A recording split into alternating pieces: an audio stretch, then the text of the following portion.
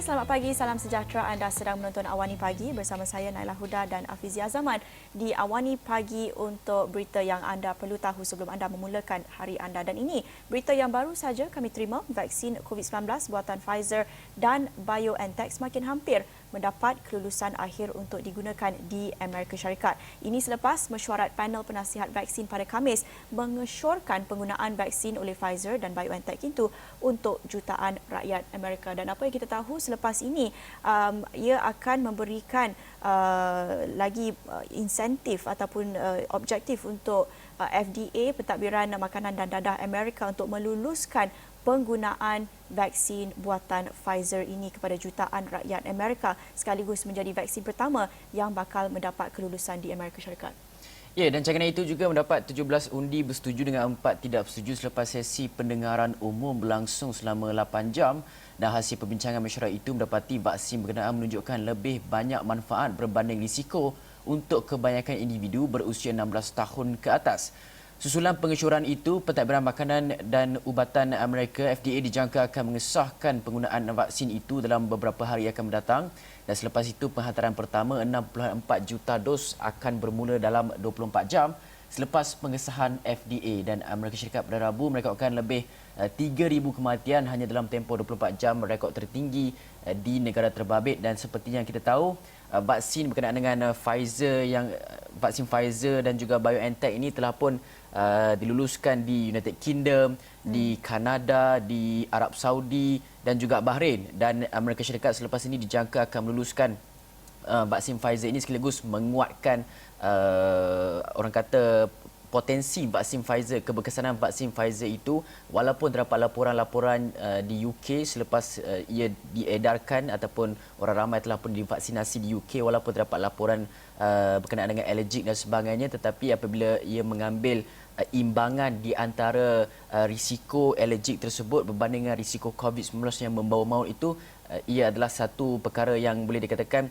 kelulusan itu perlu diberikan juga kepada vaksin Pfizer. Ia bergantung kepada 95% keberkesanan vaksin itu berbanding dengan kesan-kesan sampingan yang ringan, alergi dan sebagainya yang ramai rakyat UK telah pun mengadu mengenai perkara tersebut. Kesan-kesan sampingan seperti demam, sakit kepala, lemah sendi dan sebagainya, perkara itu yang menjadi kesan sampingan, tetapi ia tidak berbahaya dan ia adalah perkara normal yang berlaku bukan sahaja kepada vaksin COVID-19 tetapi juga kepada vaksin-vaksin yang lain seperti vaksin selsema dan sebagainya. Dan apa yang penting kalau kita dapat menyaksikan pengesahan penggunaan vaksin Pfizer ini di Amerika Syarikat, ia akan meningkatkan keyakinan orang ramai di seluruh dunia dengan penggunaan vaksin Pfizer ini. Dan kita akan berbincang lebih lanjut tentang vaksin ini, tentang penggunaannya, risiko, keselamatan dan keberkesanan. Banyak mitos-mitos yang wujud, ramai yang keliru dan bimbang tentang penggunaan vaksin, dan kita akan bawakan pandangan pakar pada jam 8.30 pagi nanti. Sangat penting untuk kita menceritakan kerana ini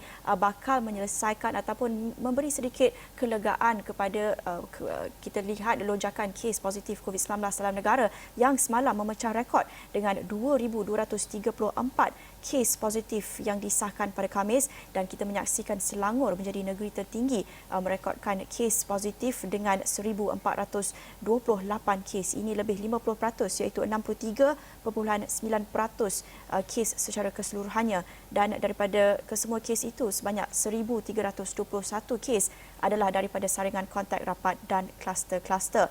Kita lihat kebanyakan kes positif di Selangor melibatkan kluster berkaitan tempat kerja, terutamanya kluster seruling dan kluster hentian. Sebelum ini kita juga menyaksikan kluster teratai membabitkan pekerja Top Glove menjadi antara kluster terbesar.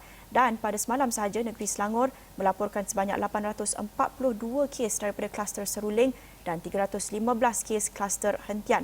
Dan ini selepas kita menyaksikan program saringan pekerja warga asing dilaksanakan oleh Perkeso dan tindakan proaktif majikan di Lembah Kelang, dan kes di Selangor akan dijangka kekal tinggi kerana program ini masih lagi berlangsung. Masih banyak lagi ujian saringan diteruskan untuk mengesan kes positif, terutamanya dalam kalangan pekerja asing, yang kalau kita bayangkan sekiranya program ini tidak dilaksanakan, kita tak tahu berapa jumlah sebenar kes positif ada dalam kalangan pekerja-pekerja yang telah pun merebak kepada warga negara kita sendiri. Kita tak tahu jumlah sebenarnya sekiranya ujian saringan tidak dijalankan secara besar-besaran. Jadi ini satu langkah yang perlu kita lihat. Mungkin agak takut kes melonjak ketika ini ini, tetapi ini penting supaya kita dapat mengasingkan mereka, memastikan mereka dapat rawatan dan ini tidak merebak secara berleluasan selepas ini. Jadi penting untuk kita hentikan sementara kita dapat kekalkan lagi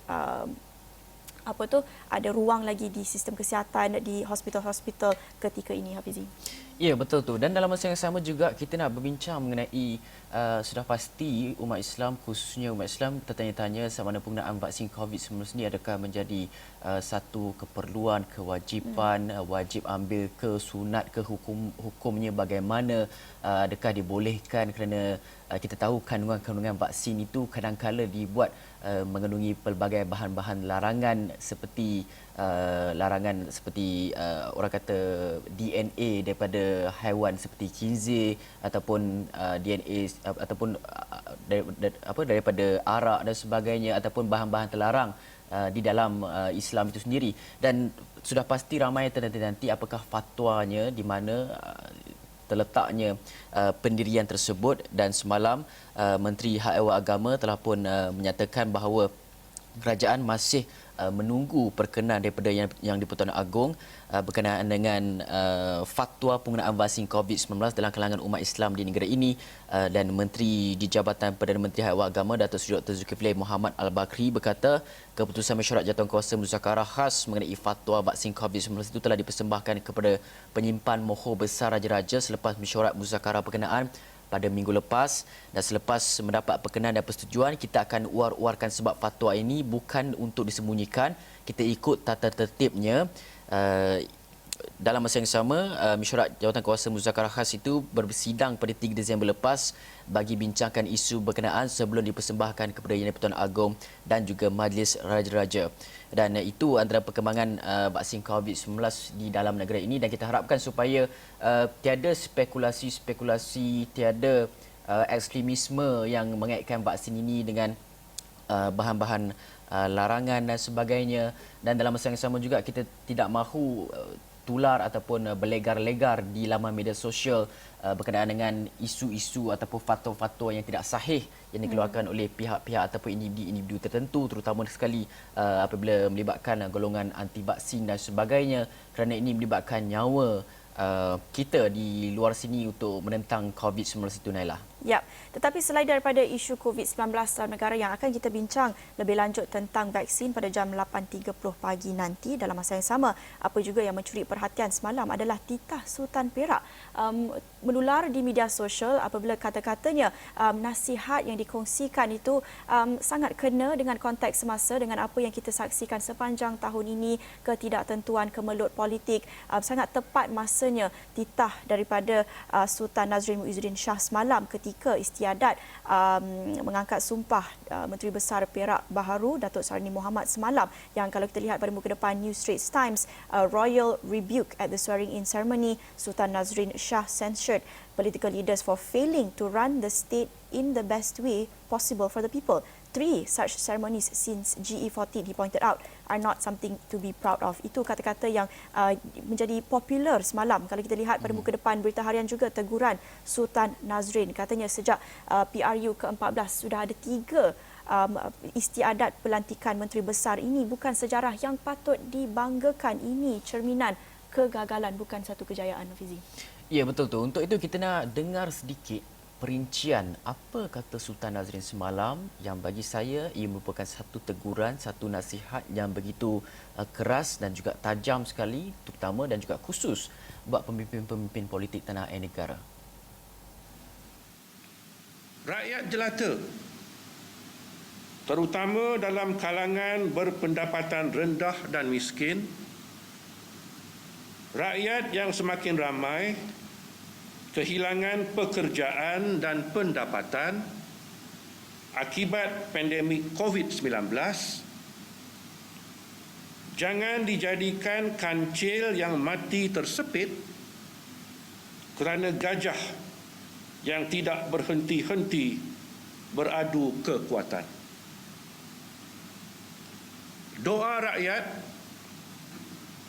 yang merasakan diri mereka teraniaya, tidak ada dinding untuk dimakbulkan Ilahi, janganlah rakyat dianiayai kerana dipengaruhi emosi berdendam dan pemikiran politik yang jumud. Sejak berlangsungnya pilihan raya umum ke-14, sudah 3 kali istiadat pelantikan Menteri Besar dilakukan. Perkara yang mencatatkan sejarah baru yang tidak pernah berlaku dalam sesuatu penggal Dewan Negeri sebelum ini. Tetapi perkara ini bukanlah sejarah yang mahu dibanggakan. Perkara yang berlaku akan tercatat dalam sejarah sebagai cerminan kegagalan dan bukannya kejayaan. Kegagalan kepimpinan dalam kalangan ahli-ahli politik mendapat jaminan sokongan padu secara konsisten untuk membolehkan fikiran dan tenaga ditumpukan mentadbir urus negeri secara terbaik bagi kepentingan rakyat. Dan dengan titah Sultan Nazrin itu, maka terpahatlah sejarah baru buat politik tanah air negara, terutamanya di negeri Perak itu sendiri. Kita menyaksikan pertabalan Menteri Besar baharu dalam kalangan ADUN UMNO itu sendiri, yang mana melibatkan individu bernama Datuk Sarani Mohamad yang telah pun mengangkat sumpah sebagai Menteri Besar Perak ke-14 di hadapan Sultan Nazrin semalam. Dan kita fahamkan Datuk Sarani merupakan individu ataupun orang lama dalam politik. Dah 4 penggal dia pegang DUN Kota Tampan itu, dan juga menerima watikah pelantikan daripada Sultan Nazrin pada istiadat kurniaan tauliah lantikan dan mengangkat sumpah jawatan Menteri Besar Perak di Istana Iskandariah. Dan selepas angkat sumpah, Menteri Besar Perak Sarani yang juga pengerusi Badan Perhubungan UMNO Negeri kemudian mengangkat sumpah sebagai Ahli Dewan Negara Perak juga di hadapan Sultan Nazrin. Dan dalam masa yang sama juga terdapat 5 exco sebenarnya mengangkat sumpah semalam. 5 ahli Majlis Mesyuarat Kerajaan Exco Negeri Perak mengangkat sumpah jawatan hadapan Sultan Nazrin di Istana Iskandariah semalam. Mereka merupakan 4 ADUN daripada UMNO dan seorang daripada Parti Pribumi Bersatu Malaysia Bersatu yang telah pun diperkenankan oleh Sultan Nazrin. Antaranya mewakili UMNO ialah ADUN Lintang Datuk Muhammad Zulkafli Harun, Datuk Syarul Zaman Yahya, ADUN Rungkup, Datuk Dr. Wan Nur Ashikin Wan Nordin, ADUN Kampung Gajah, dan Khairul Syaril Muhammad, ADUN Bota. Dan keempat-empat mereka merupakan exco yang sama sewaktu pentadbiran Datuk Seri Ahmad Faizal Azumu. Manakala Bersatu pula diwakili oleh ADUN Sungai Manik, Datuk Zainul Fazi Paharudin yang kali terakhir menjadi exco semasa pentadbiran Datuk Seri Dr. Zamri Abdul Kadir. Itu adalah antara barisan exco baharu untuk negeri Perak yang akan menerjui kepimpinan baru, dan kita harapkan apa yang berlaku di negeri Perak ini akan menjadi iktibar dan juga teladan kepada semua parti-parti politik dan juga gabungan parti-parti politik seperti yang telah pun dititahkan oleh Sultan Nazrin, dan juga pengamatan daripada pakar-pakar politik tanah air negara yang menyatakan bahawa ambil iktibar gabungan semestinya perlu mempunyai semangat kesetiaan dan juga setiakawan itu perlulah lebih tinggi dan lebih tinggi daripada orang kata sebarang orang kata apa? Apa orang kata? Orang kata sebarang politikal pendirian lah, politikal sendiri punya harapan ke semua tu perlu ditolak ke belakang dan perlu diutamakan keutamaan semangat setiakawan itu untuk memastikan bahawa pentadbiran berjalan dengan lancar ketika mana era pandemik COVID-19 ni. Hilang ayat saya sedikit Laila. Tapi kita tak menjangkakan ketidaktentuan dan kemelut politik ini akan berakhir pada masa terdekat. Apa-apa pun titah Sultan, walaupun ia cukup mencerminkan harapan rakyat ketika ini, tetapi kita tahu kestabilan Kerajaan Perikatan Nasional itu masih lagi menjadi tanda tanya. Kita tahu mungkin pada peringkat negeri di Perak mungkin selesai ketika ini, tetapi di peringkat persekutuan kita juga mendapat pandangan daripada penganalisis pemerhati. Mereka melihat apa yang berlaku di Perak ini seolah-olah macam satu amaran daripada UMNO menunjukkan mereka mempunyai pengaruh dan leverage yang lebih kuat, dan ini mungkin mencerminkan juga apa yang bakal berlaku di peringkat persekutuan ataupun kita sudah menyaksikan sebelum ini. Dan kita tahu Kerajaan Perikatan Nasional bawah pimpinan Perdana Menteri Tan Sri Muhyiddin Yassin berdepan dengan undi tidak percaya 25. di Dewan Rakyat 25, dengan juga ada usul undi percaya juga saya kira dalam 10, tetapi masih belum dikemukakan lagi.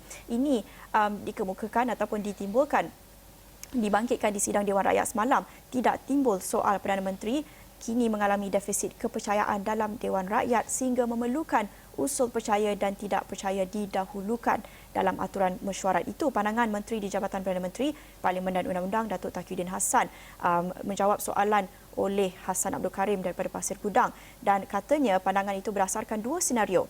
Bagaimana Muhyiddin memperoleh sokongan 114 ahli parlimen untuk dilantik sebagai PM pada 1 Mac lalu.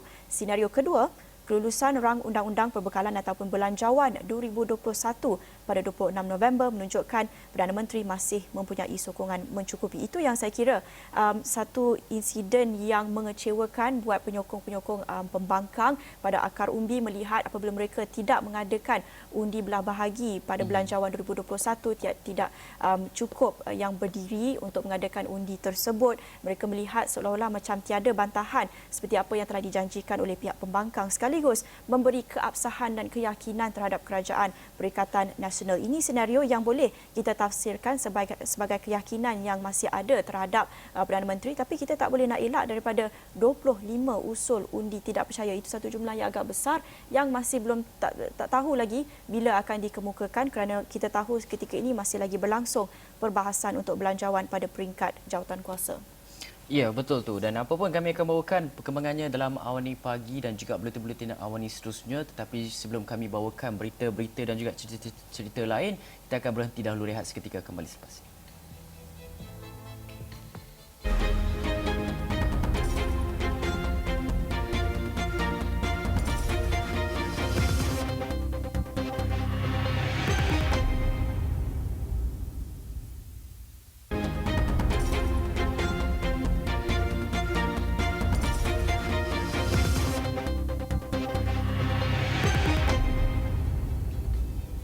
Bertemu kembali di Awani Pagi, dan kita menyaksikan sepanjang minggu lepas perdebatan dan perbahasan yang agak hangat di sidang Dewan Rakyat. Antara persoalan yang dikemukakan apabila Kementerian Kesihatan, bajet ataupun peruntukan untuk Kementerian Kesihatan juga dibahaskan semalam, mencetuskan pelbagai persoalan, dan antara juga isu-isu ataupun fokus yang agak hangat adalah berhubung dengan jasa yang kita tahu sebelum ini mendapat perhatian kerana diperuntukkan JECOM lah sekarang, Naila. JECOM, jasa ini dikenali sebagai JECOM, mungkin rebranding untuk menukar sedikit arah tujunya. Kita tak tahu apa tujuan untuk menukar namanya, tetapi sebelum ini kita tahu diperuntukkan 85.5 juta ringgit, dan semalam Dewan Rakyat meluluskan usul untuk memotong dana bagi jasa ataupun JECOM ini sebanyak 45 juta, dan kini tinggal hanya 40.5 juta ringgit yang diperuntukkan sahaja. Ini kita tahu satu peruntukan yang agak kontroversi, skandalous sedikit, kerana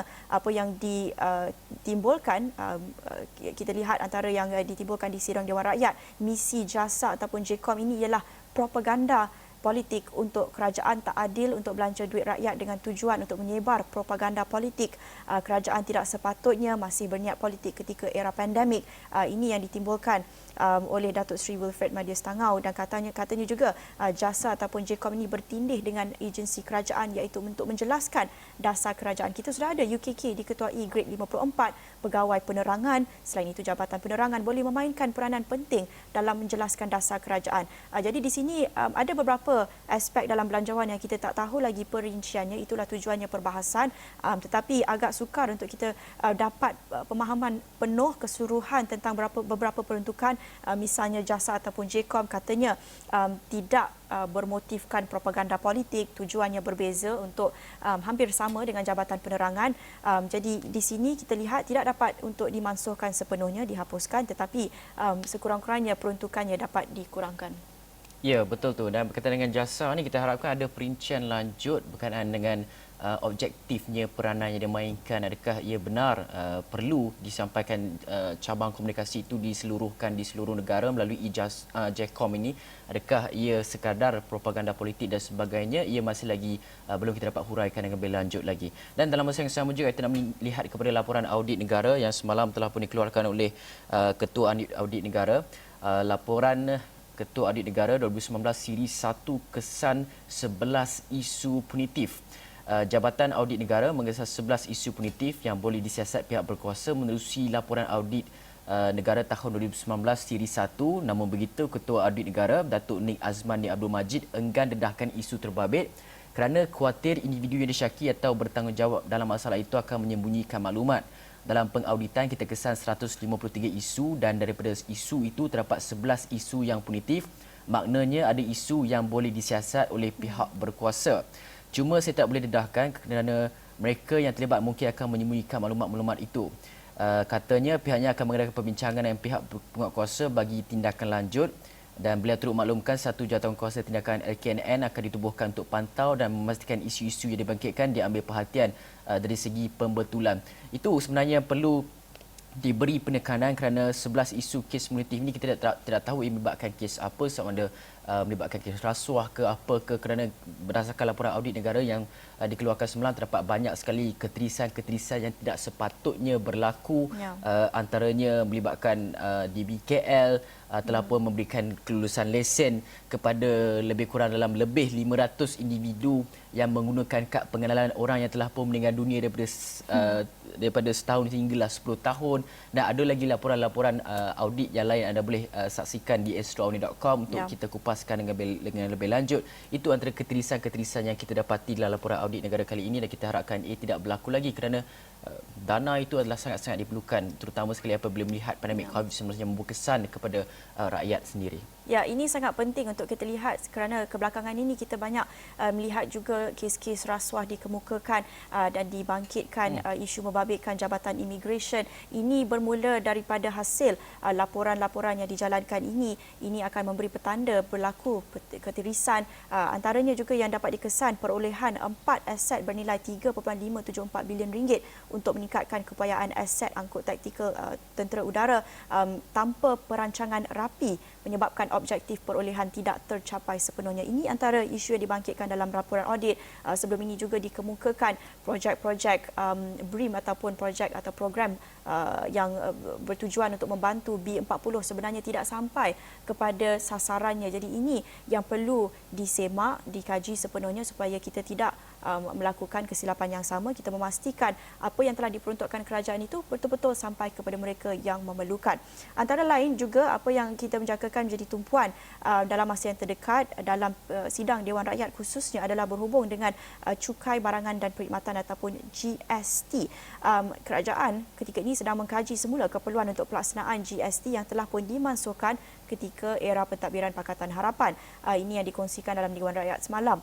Kata Timbalan Menteri Kewangan, selain GST, kajian itu juga akan mengambil kira apa jua modal cukai kepenggunaan termasuk kelemahan dan GST, cukai jualan dan perkhidmatan SST, dan kita perlu melihat kajian ini dilakukan tanpa unsur politik. Kita perlu tahu apa pelaksanaan sistem cukai yang paling efektif, yang paling efisien, yang paling sesuai dengan konteks semasa ekonomi ketika ini juga, dan tidak mengambil kira motif-motif politik. Tidak kira GST itu diperkenalkan bawah pentadbiran BN, SST itu berkait dengan kerajaan lain ataupun tidak. Kita perlu lihat daripada meritnya apa sebenarnya yang lebih baik di sini. Dan apa efisiensinya, keberkesanannya, apa yang membolehkan kerajaan menambah pendapatan, kerana kita tahu GST 40 bilion pendapatan kerajaan, apabila tukar kepada SST tinggal 20 lebih saja pendapatan. Adakah efisiensi itu merangkumi segala perkara berkenaan dengan kesemua individu dikenakan cukai secara sama rata, tiada individu ataupun tiada pihak-pihak tertentu yang dikatakan bolos daripada membayar cukai, dan sama ada sistem yang digubal GST ini, adakah ia boleh sebenarnya menangani perkara-perkara ataupun jenayah melibatkan tipu cukai dan sebagainya. Itu perkara-perkara yang sedang diteliti sekarang, sama ada GST berkesan ataupun tidak, sama ada ia dilaksanakan ataupun tidak. Selepas ini kita masih lagi belum dapat sahkan kerana ia masih dalam peringkat perbincangan, dan kemungkinan besar kita juga akan berpeluang menggunakan sistem pencukaian yang baharu. Kita masih lagi tidak dapat mengetahui perkara terbabit. Okey, dalam masa yang sama juga kita melihat kepada satu lagi laporan berkenaan dengan personality. Ada dua laporan jenayah, itu melibatkan seorang personality program televisyen berkaitan dengan agama, iaitu beliau ataupun individu ini tidak mengaku bersalah semalam apabila dihadapkan ke mahkamah atas kesalahan dua kes berasingan di Mahkamah Petaling Jaya, iaitu pertuduhan melakukan seks luar tabi'i dan mencabul seorang penuntut kolej swasta Oktober lepas. Dalam masa yang sama juga tertuduh Syed Shah Ikmal Syed Muhammad Syaiful 25 tahun hadir di mahkamah, didakwa melakukan pertubuhan luar tabi'i terhadap kenalannya, seorang wanita berusia 22 tahun.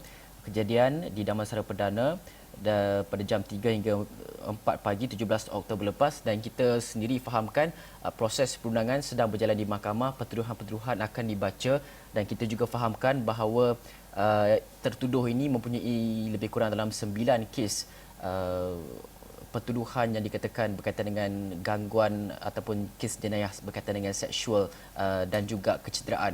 Itu antara perkara-perkara berkaitan dengan kes ini, dan satu lagi kes adalah berkaitan dengan kes rogol. Apa ceritanya, Nala? Ya, dan ini kita tahu kalau isu membabitkan isu rogol, isu keganasan seksual ini agak kontroversi. Kita tahu membabitkan bukan saja sensitiviti pihak tertuduh tetapi juga pihak mangsa yang kita pastinya perlu dalam masa yang sama menghormati proses perundangan di mahkamah itu. Dan ini laporan yang baru saja kami bawakan di astroawani.com. Hafizi? Ya, dan seorang kanak-kanak perempuan berusia 12 tahun mendakwa telah dirogol sekumpulan remaja lelaki. Kejadian pada 4 pagi Isnin lepas, mangsa terima pesanan WhatsApp daripada kenalan lelaki yang mengajaknya keluar. Setelah itu, kanak-kanak itu setuju. Suspek telah pergi ke rumah dan nenek mangsa dikijai untuk bawa keluar sebelum dibawa ke rumah rakannya. Di rumah berkenaan, rakan-rakan itu bertindak merogol dan juga mencabul mangsa. Sejurus selepas itu, mangsa telah minta kawan lelakinya hantar pulang, namun suspek telah bawa mangsa ke rumah rakannya yang lain pula. Dan Ketua Polis Daerah Kemaman telah pun mengesahkan perkara tersebut dan berjaya memberkas 10 orang remaja lelaki berusia 14 hingga 19 tahun. Semua suspek telah pun ditahan dan akan disiasat mengikut Seksyen 376 Kanun Kesesakan kerana merogol. 12 tahun dah ada WhatsApp dan sebagainya. Komunikasi itu perlu kita biasakan dengan mereka, tetapi perlu ada had limit.